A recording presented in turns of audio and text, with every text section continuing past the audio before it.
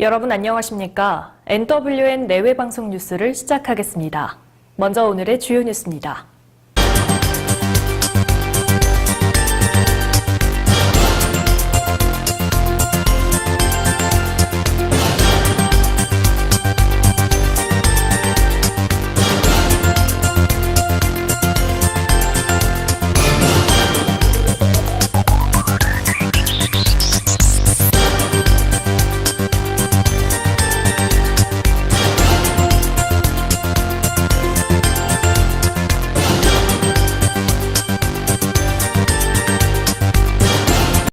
오는 10일 제주도 해군 국제관함식에서 일본 해상자위대함선이 우길 승천기를 단 채 참가할 것으로 예상되는 가운데 국내에서 우길기 사용을 금지하는 방안이 추진됩니다. 국회 외교통일위의 소속 더불어민주당 이석현 의원은 국내에서 우길기 등 제국주의와 점쟁 범죄를 상징하는 깃발이나 옷 등을 제작 또는 유포하면 2년 이하의 징역이나 300만 원 이하의 벌금에 처하도록 한 형법 등 관련 법령 개정안을 발의했습니다. 함께 발의된 영해법과 항공안전법 개정안에는 우길기 등 전쟁 범죄 상징물을 개양한 선박이나 항공기의 운항을 제한하는 내용이 담겼습니다. 검찰이 신규 택지 자료 유출 논란을 빚은 더불어민주당 신창현 의원의 국회의원회관 사무실을 전격 압수수색했습니다. 서울 남부지방경찰청은 어제 오전 9시부터 검사 1명과 수사관 4명을 투입해 신창현 의원실을 압수수색하고 있으며 이에 앞서 국회의장실과 사무총장실을 방문해 관련 내용을 설명했다고 밝혔습니다. 신 의원은 지난달 5일 본인 지역구인 과천을 포함해 경기도 8곳의 신규 택지 후보지 관련 자료를 사전에 공개해 논란을 빚었습니다. 문재인 대통령은 어제 오전 9시 30분 성남 서울공항에서 열린 6.25 전쟁 국군 전사자 64위의 유해봉환 행사에 참석했습니다. 문 대통령은 모든 국군 전사자 유해에 6.25 참전기장을 직접 수여했으며 행사는 묵념과 헌화, 조총 발사 등의 의식 행사와 추모 공연 순서로 진행됐습니다. 어제 봉환식을 가진 유해는 지난 1996년부터 2005년까지 북한 지역에서 북한과 미국이 공동으로 발굴한 유해 중 국군 전사자로 판명된 것으로 지난달 28일 미국 하와이에서 인도돼 공군 특별수송기로 송환됐습니다. 현역 국회의원이 아니면 후원금을 받지 못하게 한 정치자금법 위헌 소송이 제기됐습니다. 헌법재판소에 따르면 백종덕 변호사 등 더불어민주당 지역위원장 20명은 국회의원이 아니면 후원회를 설립하지 못하고 이를 어기면 징역 5년까지 받도록 한 정치자금법 6조 조항의 헌법소원을 제기했습니다. 이들은 현행 정치자금법은 정치신인과 경제적 약자가 국회에 진출하는 것을 차단하고 현직 의원의 기득권만 강화해 헌법에 위배된다고 주장했습니다. 해양경비함정에서 10년 넘게 근무한 뒤 뒤늦게 난청 진단을 받은 퇴직 공무원에게 공무상 재해를 인정하라는 법원의 판결이 나왔습니다. 서울행정법원 행정4단독은 해양경찰청 퇴직 공무원인 김모 씨가 공무원연금공단을 상대로 낸 소송에서 김 씨가 근무 당시 지속적인 소음에 노출돼 난청이 발생했다며 김 씨의 소송에 손을 들어줬습니다. 김 씨는 해경에서 퇴직한 뒤 지난 2016년 건강검진에서 소음성 난청 진단을 받았으며 공무원연금공단에 치료비를 신청했지만 공무와 관계없다며 거부당하자 소송을 제기했습니다.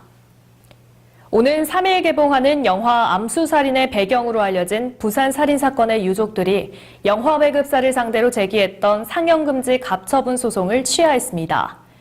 유족 측 소송 대리인은 유족들이 살인범죄의 경각심을 제고한다는 영화 취지에 공감했고 또 다른 피해자가 생기지 않길 바라는 마음에 조건 없이 소송을 취하하기로 했다고 밝혔습니다. 앞서 유족들은 지난달 20일 실제 범행 장면이 영화에 제작되면 유족들이 고통을 겪게 된다며 영화 투자 배급사를 상대로 소송을 제기했습니다. 정부가 지난 한 달 동안 민간 건물에 대한 몰래카메라 집중 단속을 벌인 결과 이용자의 불안을 유발할 수 있는 의심 흔적 구멍이 100개가 넘게 발견됐습니다. 여성가족부는 9월 한 달 동안 경찰, 건물 관리자와 함께 인천 연수구 소재 복합 쇼핑몰인 스퀘어원과 CGV 영화관, 서울 동대문구 라마다 앙코르 호텔 등을 점검한 결과 불법 카메라 기기는 발견되지 않았지만 의심스러워 보이는 구멍 124개를 발견했다고 밝혔습니다. 발견 장소는 화장실과 수유실, 탈의실 등이었으며 당국은 피해 예방을 위해 의심 흔적 마금용 안심 스티커를 부착하고 시설물 관리자에게 수리공사 등 개선 조치를 요청했습니다. 올해 노벨상 수상자가 오늘 생리의학상을 시작으로 오는 8일까지 차례로 발표됩니다. 스웨덴 왕립과학원 노벨위원회는 한국 시간으로 오늘 오후 6시 30분 생리의학상 수상자를 시작으로 내일은 물리학상, 모레는 화학상 수상자를 각각 발표할 예정입니다. 노벨평화상은 오는 5일, 경제화학상은 8일에 발표될 예정입니다. 다만 노벨문학상의 경우 스웨덴 할리먼이 미투 파문으로 수상자 선정 자격을 박탈당해 올해는 발표되지 않습니다. 암병 여자의 김자인이 국제 스포츠 클라인 연맹 월드컵 리드 경기에서 통산 27번째 금빛 등반에 성공했습니다. 김자인은 현지 시간 1일 슬로베니아 크란에서 열린 2018 IFSC 월드컵 5차 대회 여자부 리드 결승에서 41을 기록하며 아니아 감브렛과 한나 스웨르트를 따돌리고 이번 시즌 자신의 월드컵 시리즈 첫 금메달을 목에 걸었습니다.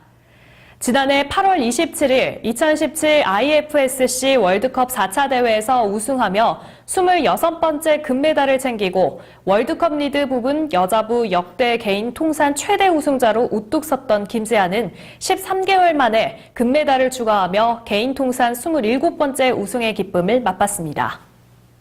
구리시의 역점 사업으로 수도권 최대 가을 잔치로 성장한 제18회 구리 코스모스 축제가 또 다른 대표 축제로 13회째를 맞이한 구리 평생학습 축제를 품고 새로운 융합의 모습으로 오는 10월 5일부터 3일간의 일정으로 구리 한강시민공원에서 열립니다. 이번 축제는 코스모스 축제, 평생학습 축제를 결합한 것으로 꽃과 교육이 조화를 이루는 오감만족 체험회장과 화합회장을 테마로 볼거리, 즐길거리, 살거리, 먹거리가 풍성한 다양한 프로그램으로 진행될 예정입니다. 전야제 콘서트는 오케스트라의 공연으로 진행되며 개막식 축하 무대로 구리 시립합창단, 노라조, 솔비 등이 예정돼 있습니다. 또 이어 제7회 구리 전국 코스모스 가요제 본선과 더불어 넝쿨 전시관이 운영되며 코스모스 꽃밭에 설치된 아름다운 LED 조명 포토존에서 추억을 남길 수 있습니다. 마지막으로 폐막식은 박상철, 최진희, 송대관, 김혜연 등 인기 가수들이 장식합니다. 네, 10월이 되며 부쩍 쌀쌀해진 날씨에 많이들 놀라셨죠? 내일부터는 평년 기온을 회복한다고 하니까요. 환절기 건강관리에 유의하시기 바랍니다. 뉴스 여기서 마치겠습니다. 시청해주신 여러분 고맙습니다.